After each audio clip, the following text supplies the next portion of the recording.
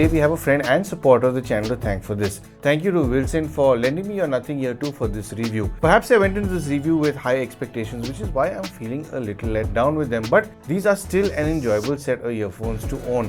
So let's jump straight into this review with their build. The unboxing is simple and to the point, much like the first generation of these earphones. You get the earphones in the case, a USB-C charging cable, small and large ear tips with mediums already on the earphones, and the literature. The case has a familiar look because it's almost a carbon copy of the Nothing Ear1, but it is a little bit smaller. It's got sharper edges and the bottom of the case has a tighter design, the white section being exposed rather than being covered in the last generation. It is see-through, so expect a good amount of scratches to build up over time on this plastic case, unless you use a skin or a case for it. The hinge on the rear is a little smaller than the previous generation's case, so makes me wonder if it will be as robust as that has been. The earphones are almost a carbon copy of the previous generation with minor differences. The biggest one being the front of the earphones have a slight recess to accommodate the pinch function, since it doesn't have the tap and slide feature like the ear ones had. These remain comfortable to wear with soft silicone ear tips, much like the older set was. The earphones come with an IP54 rating and the case comes with an IP55 rating, so these should be perfectly fine to use for workout sessions outdoors or in the gym. This comes with Bluetooth version 5.3, has multi-device pairing, wireless charging, and you do get a lot more control with it over the Nothing X app. In fact, this app has evolved considerably ever since the first generation. It shows you the battery percentage of each bud and the case's battery as well when the buds are in the case. It has a noise control option which lets you toggle between having the active noise cancelling off, transparency mode on, and noise cancellation on. Within this, you can toggle between having it on high, mid, low, and adaptive, and it also has a personalized ANC option which scans your ear canal to give you a bespoke ANC experience. It has an equalizer option which I'll speak about in the chapter about sound, and a earbuds control option as well. On either earbud, you can customize a double pinch to skip a track forward or back, or activate your voice assistant, and it works to decline an incoming call as well. A triple pinch can be customized to perform the same tasks. A pinch and hold will let you toggle between your ANC modes or let you take your volume up or down or activate your voice assistant. A double pinch and hold will also give you the same options, and a single pinch will play or pause your music and answer and end phone calls, so you can spread these functions out quite well considering how many options they've made possible. Then when you go into the settings, you can toggle the in-ear detection to have it on or off. You can toggle your personalized ANC, toggle low latency mode, toggle high quality audio, which will benefit you if your device supports the LHDC codec. You can get a personalized sound which will test your hearing and customize the frequencies to best suit your ears. I would recommend seeing an ENT specialist and audiologist instead of this if you want to get your ear health seen to. Then for the multi-device pairing to work, you need to activate the dual connection here. You can use the ear tip fit test to see if you're using the right sized ear tips, and you get a Find My Earbuds feature which lets out a chirping sound in case you need to find it when it's within Bluetooth range. And of course, you get a firmware update option for whenever there is an update. The dual device pairing works pretty flawlessly, and you'll have to pause your media on one device before moving on to the other. Only then will it start playing back audio for the secondary device. If you happen to be connected to your iPad or computer when your phone rings and it's connected, it'll automatically latch onto the phone assuming it's the primary device, so you can take your calls without any fuss. When it comes to its latency, there is bound to be a certain amount of delay with any set of wireless earphones, and this in fact does have a bit of a delay which you can reduce a little bit when you switch the latency mode on. So instead of me rambling on telling you about how quick or how slow it can be, here's a quick demo to show you how it functions with games and videos as well.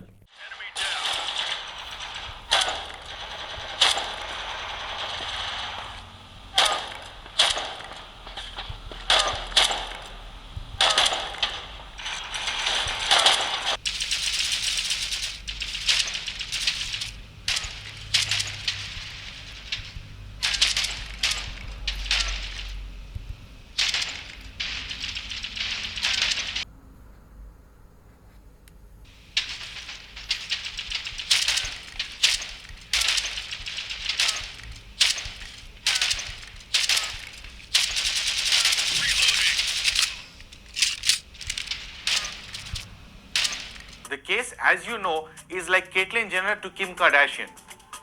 Transparent. It's not the first transparent case I've seen for earphones, but like a banana, it's got appeal. this does have is more treble, which does as it says, it accentuates the treble. Then there's more bass, which does as it says, it accentuates the bass. There is an accentuation in the bass in this EQ mode.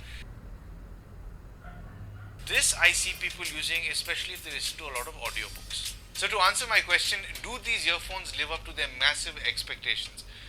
I'd say definitely yes. Nothing has put in a lot of homework into these and turned out a product, that to their first product, which is terrifically good. When it comes to its active noise cancelling, this does pretty well. In fact, I don't doubt Nothing's claim of it reducing noises up to 40 decibels, because even the first generation did pretty well with its active noise cancelling, and this is also no slouch in particular, because it can eliminate droning noises from a fan in AC motors. And even if you were to go on a walk with these on, the ANC does manage to cut out the droning of engine noises pretty well. It comes with 3 microphones per earbud that are governing all the noise around you. So these same 3 microphones with a combination of a certain level of AI is what's able to isolate all the noise and give you a better listening experience. And those same 3 earphones in fact are used for the environmental noise cancelling. So it can isolate your voice over all the noise around you for any phone calls that you'll be making. So if you do want to know how you'd sound in a busy environment and how your voice would carry over to your recipient, there really is only one way to find out.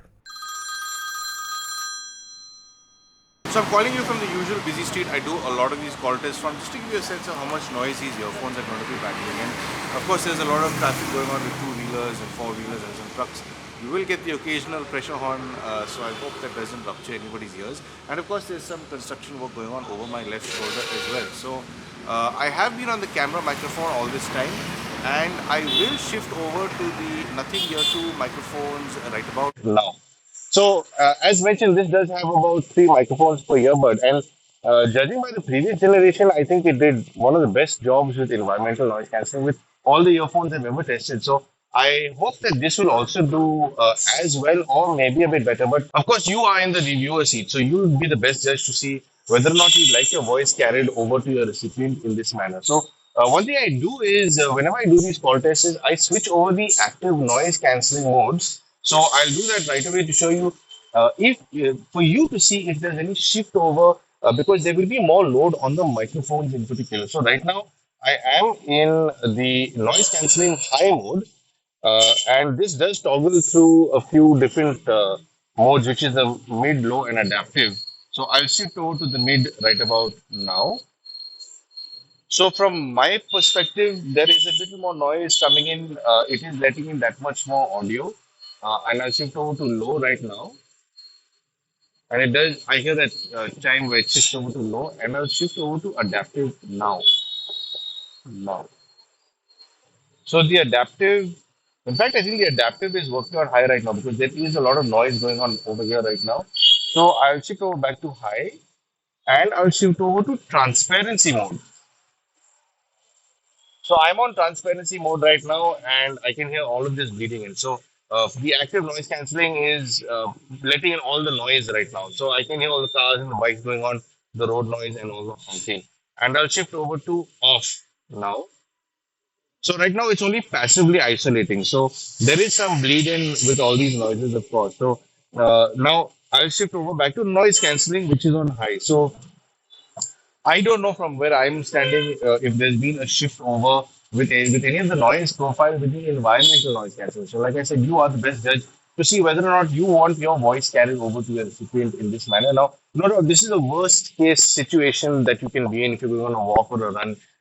If you are in a more controlled environment in an office or at home, this is bound to carry over your voice significantly better than this. So, I hope this demo will give you a better understanding of what these earphones are all about, and I will see you back at the studio.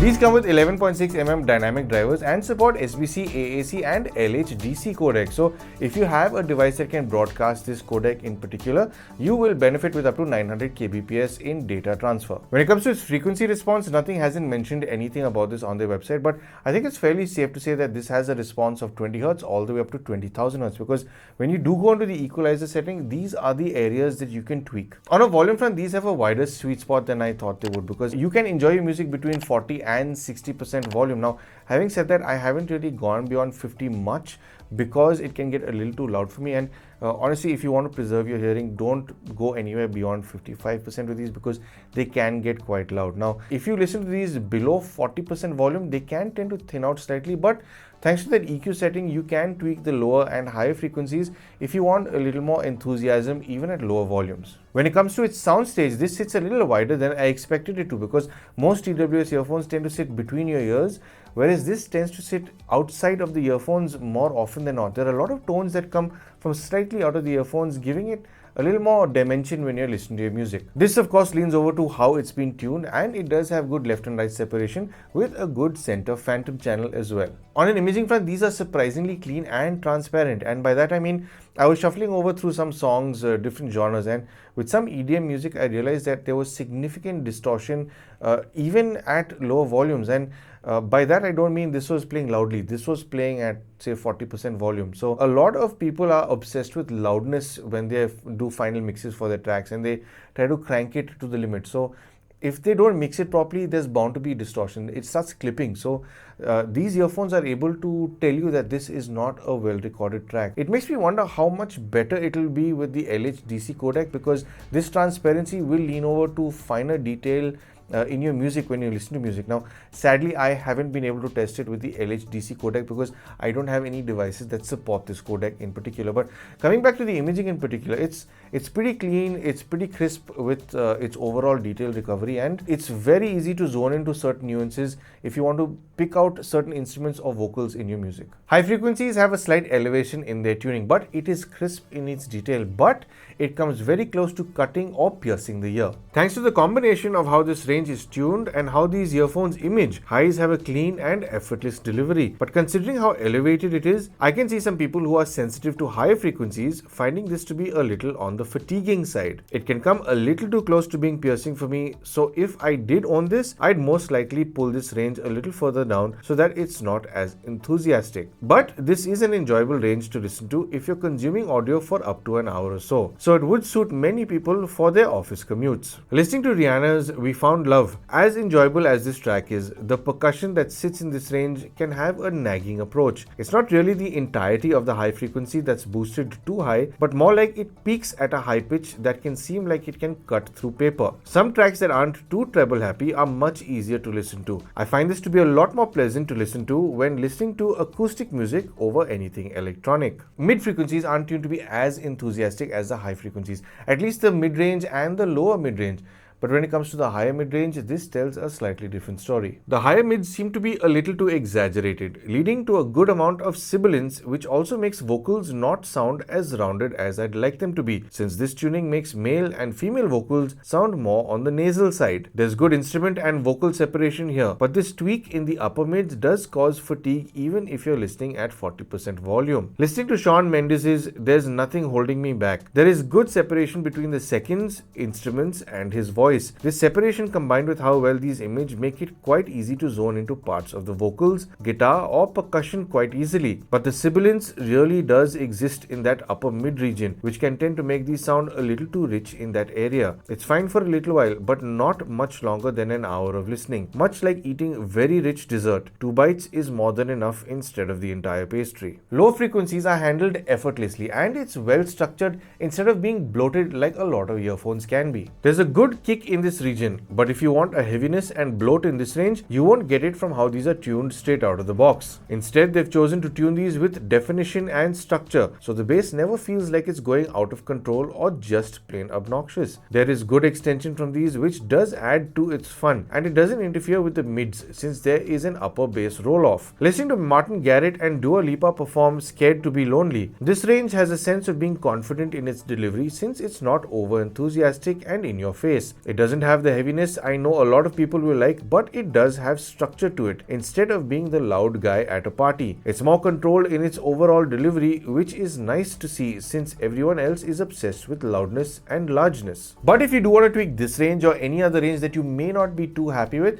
Nothing has included quite an extensive equalizer that you can play around with. The EQ is broken down into two options. The first one is simple, which will let you select the balanced option, which is what these come in out of the box, and what I've reviewed these in since it sounds the cleanest here. Then you get more bass, which introduces terrific bloat in your music, which I don't enjoy since it's more of a boomy mess than anything else. Then you get more treble, which does as it says and boosts the higher frequencies. It doesn't reduce bass and mids much, but does get even more treble happy. Voice focuses emphasis on the mid-range, making this EQ good for vocal content like podcasts or audiobooks. And you get a custom EQ in the simple section, which lets you play around with 3 bands, being your highs, mids and lows. You get a plus minus 6 dB gain control for each band, which gives you relatively good control over your tweaks. You also get this little button here, which is a personalized sound option. It lets you test your ears to find any possible losses you've got and tweaks the frequencies that need a little boost for each ear, making it quite personalized. Then you have the option of moving on over to the advanced EQ settings, which has a significant drop in volume when you shift over to it, most likely to avoid hitting distortion or clipping while modifying frequencies. You can have multiple custom settings saved in case you want different tunings for various genres of music, and a total of 8 bands to tune. But what's even more interesting is that this isn't a static EQ, it's a parametric one, which means you're not locked into the frequency that you're tweaking, since you can alter the frequency you want to tune to a certain extent. You can also open up or tighten the usual bell curve each frequency usually takes on, while boosting or reducing that range when tweaking the Q factor. All those slight gripes I had with how this handles itself was sorted after I spent some time with the advanced EQ. So you really can find a sound that you like with this setting, which is a huge plus to have. And you can also share your custom tuning with a share option, which is a neat feature to have.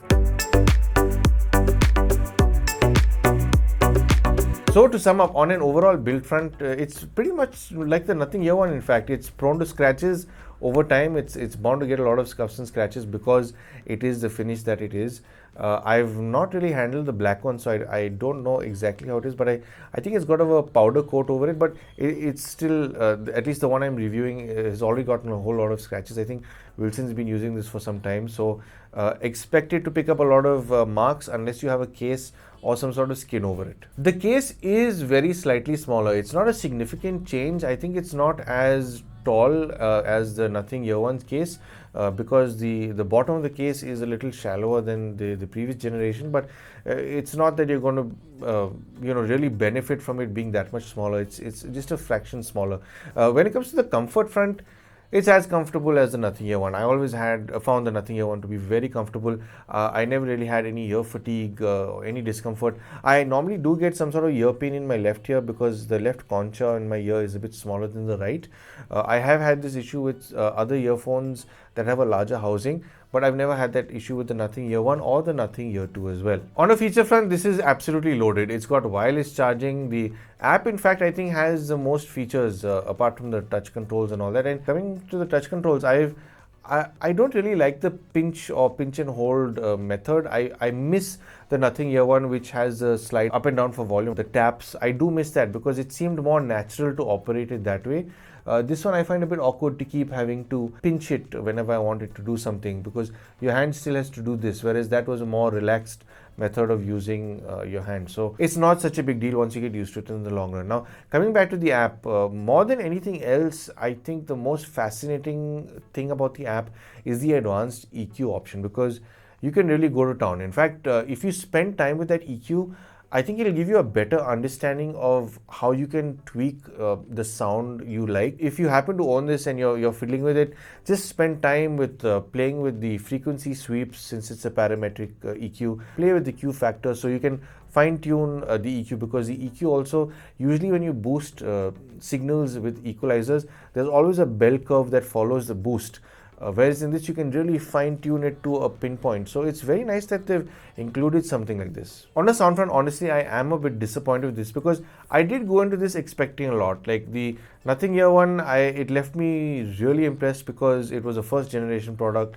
It was, well, it did have its flaws, but on a sound front, I think the guys at Teenage Engineering did a really good job with that. It wasn't offensive at all. Whereas this, as soon as I started listening to it, I think the upper mid range is what caught me off guard in the start.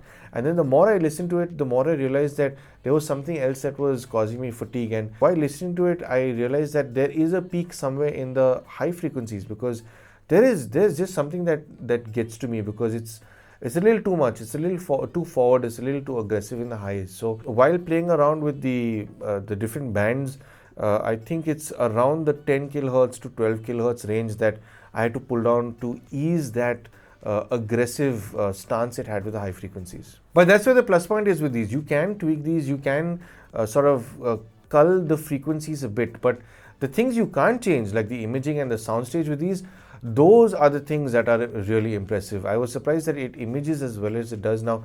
Obviously, they have worked on the driver. I'm not too sure if they've used a new driver. I don't remember the Nothing Ear1 being as good with image recovery. In fact, maybe I should do a comparison between the two just to see how each one stands up against one another on a sound front. But overall, that imaging should improve considerably because I was testing it with the AAC codec. If your device is able to handle LHDC, then I think you will get better clarity out of these earphones. But you need to bear in mind also that if you're using a higher bitrate to consume your audio, you're bound to eat into the battery life significantly. When it comes to its bass, now I'm nitpicking over here, but I wish it was slightly tighter in its delivery. It's not as sort of upright. It's not as confident about its bass delivery. It does produce the bass. It does have good extension. You're not going to be missing your bass, but I'm talking more on a definition and structural standpoint when it comes to how it delivers the bass. Now, you can tweak your bass. You can boost it to a certain extent with your EQs, and it does get very bloated with some of the settings. Overall, these are fun, enjoyable earphones to listen to. But the thing is, to find your perfect sound, I don't think you'll get it straight out of the box. You'll have to spend some time with it to fine tune it until you realize exactly what kind of sound you like from these, because these are capable of being able to deliver that level of audio to you for sure. But overall, these earphones didn't really speak to me saying that, we are more obsessed with sound than anything else. These have more of an approach of saying I'm more of a fashion statement because I remember the previous one made it very clear that they were obsessed with sound. In fact, those were tuned by the folk at Teenage Engineering. I think the guys at Nothing have tuned these. I wish they had outsourced it to the guys at Teenage Engineering again. But they do give me the feeling that they're more of a statement set of earphones. So if you are one of those folk who just wants to flaunt the fact that you have a set of Nothing earphones, I guess these will make sense. And at the same time, if you're somebody who is willing to take the time out to sit and tweak all those frequencies to find the sound you like, in that case, I'd say, yeah, it does make sense for you. If you're somebody like that and you do want something to play around with, it does make sense to pick these up. So how much do these cost? Well, at the time of recording this video, they have an MRP of about 12,999. But the selling price is 8,999 for the white one. You can get the black one as well for 9,999. I think it's going to be available soon, or it is available. But is this really value for money? I'd say, considering all the controls that you get in the app, it's pretty extensive. You're getting a lot of features with this set of earphones. It is more feature centric than anything else.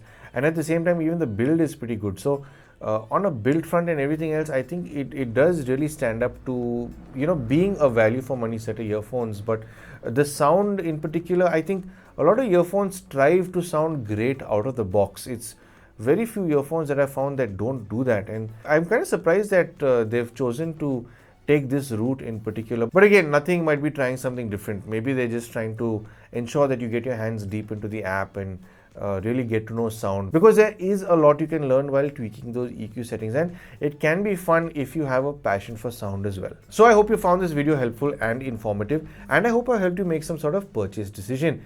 If you would like to support the channel, I'm sure you know exactly how to. But of course, thank you for tuning into Paul's POV for some sound advice.